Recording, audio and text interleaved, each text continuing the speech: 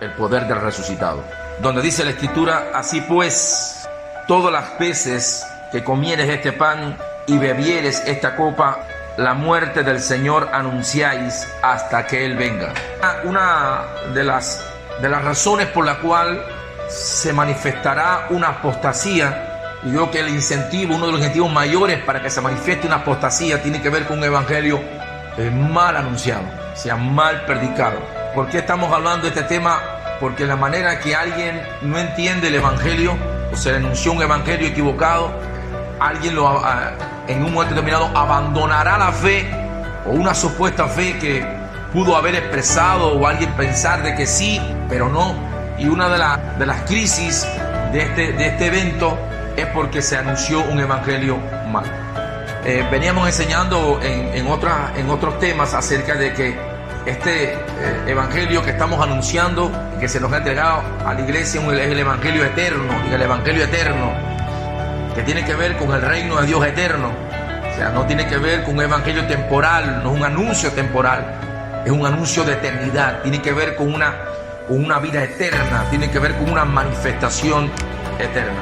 Cuando leíamos esta parte de acá, que cada vez que participáramos en esta manifestación, bebiéramos de esta copa, bebiéramos de la copa del Señor, comiéramos del pan, dice: la muerte del Señor anunciáis hasta que Él venga. Porque el anuncio verdadero a la vida de la iglesia tiene que ver con la muerte, pero realmente lo que se le ha anunciado a la gente es prosperidad, es riqueza, es bienestar, y no se le ha anunciado la muerte. Quiero empezar a alinear esta palabra de la muerte porque tiene que ver con el tema acerca del poder del resucitado. Y ese poder del resucitado tiene que ver con una vida nuestra que hemos resucitado en Cristo. Eso es un evento, la resurrección en Cristo es un evento. No tiene usted que morir en un ámbito físico para experimentar esa resurrección en su vida. Y ahí es donde viene un misterio, el misterio del evangelio, que mientras usted no anuncie el evangelio correcto, la gente no va a poder comprender en qué consiste el evangelio. ¿Qué es lo que la gente tiene que entender que es el evangelio? En 1 Corintios capítulo 1, verso 23, 1 Corintios 1, 23, dice: pero nosotros predicamos a Cristo crucificado. Viene repitiéndose ahora en Corintios 11, 26, donde decía que teníamos que anunciar la muerte del Señor hasta que Él venga. Y entonces ahora Corintios 1, 23, leemos, para hacer un paralelo de esto que venimos hablando: pero nosotros predicamos a Cristo crucificado. Tiene que ver con la misma muerte. Para los judíos ciertamente tropezadero, y para los gentiles locura. Y quiero usar acerca de este Cristo crucificado, porque ciertamente se decía también en una ocasión, dice que cuando llegan a la cruz tropiezan. O sea, hay algunos que cuando llegan a la cruz tropiezan, o sea, no pueden continuar. Forma una resbaladera cuando llegan a la cruz ahí mismo, y de manera que puedan avanzar. Cuando llegas a la cruz no puedan avanzar, porque la cruz tiene que ver ¿con qué? Con la muerte. O sea, la muerte del Señor anunciamos. Y hay otra parte donde Pablo decía que también hay algunos que son enemigos de la cruz de Cristo. ¿Qué se te anunció? ¿De qué se te habló el evangelio? El evangelio no tiene que ver, no es algo que la gente del mundo, un hombre del mundo natural puede vivir, experimentar. El hombre natural no puede experimentar el evangelio. El hombre natural no puede experimentar una vida en Cristo como realmente el Señor quiere que las personas entiendan. Y cuando hablamos acerca del poder del resucitado y decimos algo, que para que haya sido resucitado primeramente tiene que haber muerto. Si tú no mueres, jamás podrás experimentar haber sido resucitado con Cristo. Para poder experimentar que hemos sido resucitados con Cristo, lo primero que se tiene que manifestar en tu vida es tu muerte. O sea, el anuncio del evangelio consiste en tu muerte. No consiste precisamente en tu vida, sino que en tu muerte. Por eso que Jesús decía que el que no toma su cruz y me sigue no es digno de mí. Porque precisamente el ser digno de Él tiene que ver con una muerte tuya, el querer morir a ti. ¿Por qué la gente abandona el ministerio y se van? ¿Por qué la gente puede apostatar? ¿Desde dónde se manifiesta una apostasía? Desde alguien que ha muerto y resucitado o de aquel que todavía no ha muerto. La apostasía viene precisamente para personas que no han muerto, que todavía están como vivos en la carne y tienen su mente ¿dónde? Puesta en las cuestiones temporales, entendiendo de que nadie resucita dos veces y entendiendo de que nadie muere dos veces. Usted muere una sola vez y es resucitado una sola vez. Es por eso que, hablando de estas palabras que estamos impartiendo a la vida, Pablo en una cita decía: si pues habéis resucitado con Cristo, mirad las cosas de arriba, donde está Cristo sentado. Y obviamente esta persona que Pablo estaba enseñando esta carta no tenía que ver con personas que ya habían muerto en el ámbito de un cuerpo biológico. Tiene que ver con una muerte real, una muerte real. O sea, si habéis resucitado con Cristo, mirad las cosas de arriba. Ahí es donde viene un diagnóstico.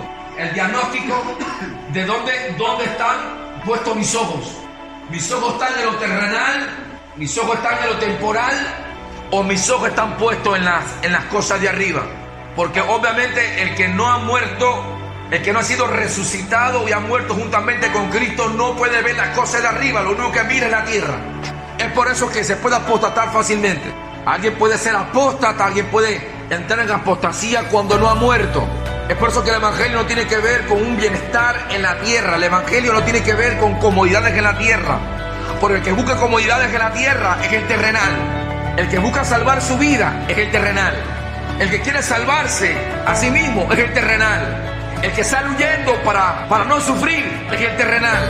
Porque el que ha muerto ya precisamente no tiene que ver con nada de estos asuntos, porque no hay manera que lo puedas vincular a nada de esto. Porque lo que se manifiesta en él simplemente tiene que ver con ese haber sido crucificado con Cristo. Es por eso que Pablo dice, pues, en esta parte, nosotros predicamos a Cristo crucificado, para los judíos ciertamente torpezadero, pero para los gentiles locura. ¿Por qué una locura? Porque imagínense que yo le diga a usted que usted, para poder ser salvo, tiene que morir.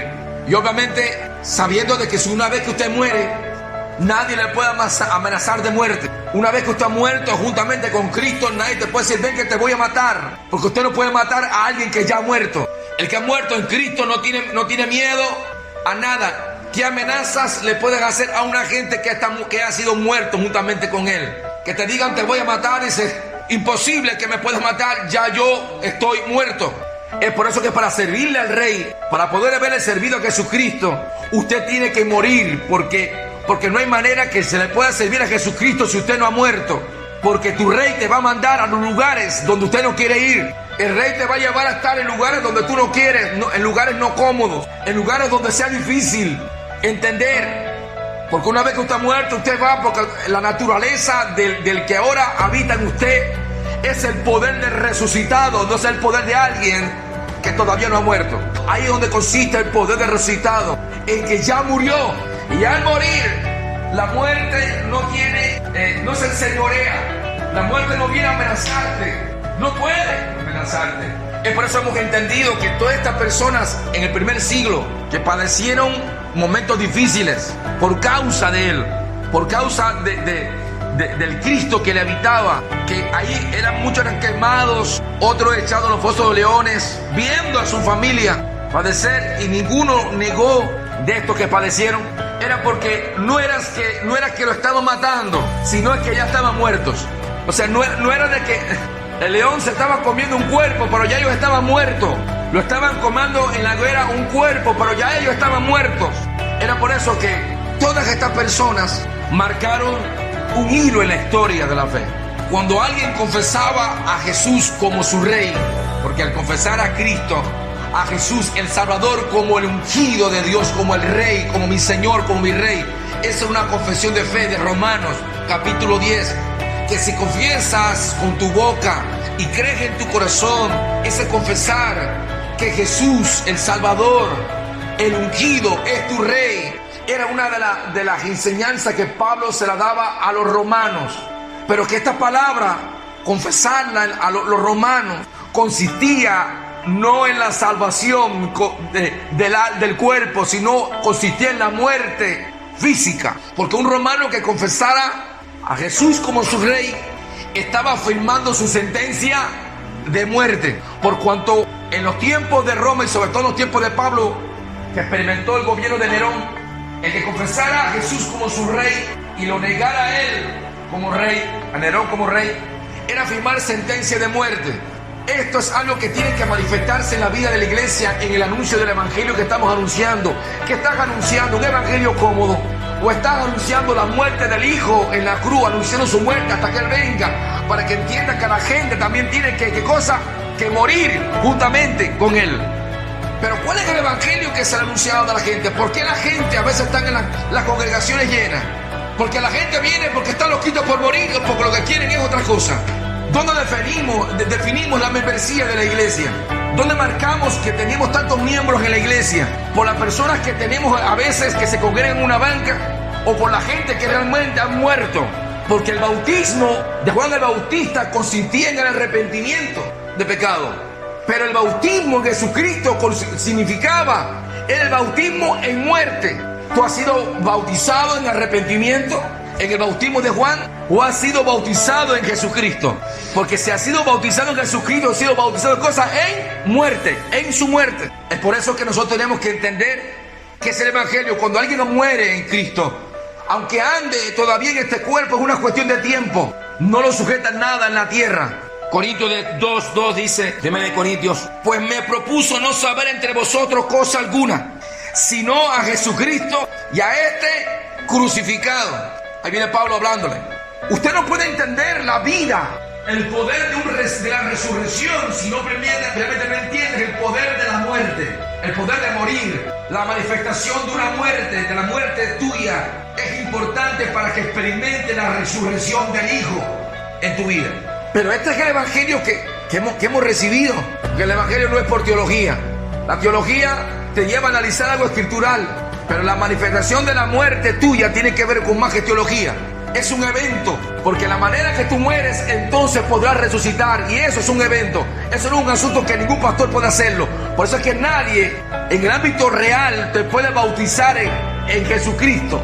Nadie te puede bautizar en su muerte, porque el bautismo en su muerte es un evento que tiene que pasar en tu vida. ¿Por qué la gente no ha dejado los vicios? ¿Por qué la gente no ha dejado el pecado? ¿Por qué la gente no se quiere negar a sí mismo? Porque no quieren morir. Es por eso que el verdadero evangelio que hace que se manifieste la vida, esa vida eterna, que tiene que ver con una resurrección. Lo primero que tiene que pasar a la persona es que la persona muere y entonces resucita la vida de Dios en él. El que ama su vida, la perderá, porque la manera que usted muere es como usted entiende ahora que es la vida del Hijo. Es el poder del resucitado. Es el poder del resucitado cuando usted muere, cuando usted sabe que el Dios suyo es ahora que se manifiesta en su vida la calidad del Hijo en tu vida, que es el poder del resucitado. Es por eso dice que cuando hay personas que cuando llegan a la cruz, dice, tropiezan. O sea, todo está muy lindo. Bendíceme, ayúdame, te voy a prosperar, la llamada prosperidad. Pero cuando tú le dices, te tienes que morir, ahí mismo tropiezan. Es tropezadero, porque en eso consiste el evangelio, consiste la muerte del viejo hombre para la resurrección del nuevo. Es por eso que era fácil en estos días, hace unos años atrás, era fácil predicar un evangelio en muchas naciones. Pero en los tiempos de Pablo, decirle predicar el evangelio a la gente, decir que tenía que confesar a Cristo como su rey, era firmar su sentencia. Es decir, sabes que te tienes que morir, sabes que te van a matar. Porque apenas que Roma se entere, le decía a Romanos, ustedes confiesan que Jesús tuvo que salir, y apenas que Roma se entere, sabe que te van a matar. La cita que cogíamos del carcelero, cree en el Señor Jesucristo y serás salvo tú y tu casa. ¿Cuántos de nosotros no escuchamos esta cita? Y la escuchamos en evangelistas, donde decía, cree en el Señor Jesucristo y serás salvo tú y tu casa. Y suena muy lindo, pero esta cita se la dijo Pablo a una persona que precisamente era carcelero del gobierno de Roma, donde era soldado romano, donde no podía dejar ir a ninguno de los que estaban presos, porque si dejaba ir a alguno, le costaba de cosas, le costaba la vida. Y cuando se rompen las cárceles, que se iba a matar, porque pensando que los presos habían escapado, él se iba a matar. Pablo dijo, no tengas daño, estamos aquí. Y entonces le decía, bueno, ¿qué puedo hacer para ser salvo? Dice, bueno, precisamente consiste que La salvación de que están hablando consiste en tu muerte. Porque si crees tú y toda tu casa en Jesucristo como tu rey, van a ser salvos, pero tienes que morir. Porque este era un soldado romano. La salvación de la casa donde tú estás administrando consiste en la muerte de todos los que están allí. Porque no existe manera que podemos experimentar la salvación de una casa si no se experimenta la muerte. Se entiende la muerte. Este hombre confesó a Jesús como su rey, él y su casa, pero estaban firmando como su sentencia. Y hecho de manifiesto porque Pablo y Silas continuaron su ministerio. O sea, el carcelero lo dejó ir, ¿sí o no? Hasta cierto punto, en su corazón lo dejó ir. También lo experimentó Cornelio, hombre generoso, dadivoso, en muchas ofrendas. Y el Padre le dio un ángel para que fuera a ver a Pedro. Y cuando Pedro llega a la casa de Cornelio, Pedro llega con el evangelio de ¿qué? El evangelio eterno, que consistía en la muerte de él. Porque también Cornelio tenía que confesar para poder ser salvo. Tenía que confesar cosas a quién, a Cristo como rey. Pero a él le costaba porque era un centurión. Tenía el cuidado, más de 100 soldados, pues era un centurión. Pero confesar a un centurión como a Cristo como rey era su muerte.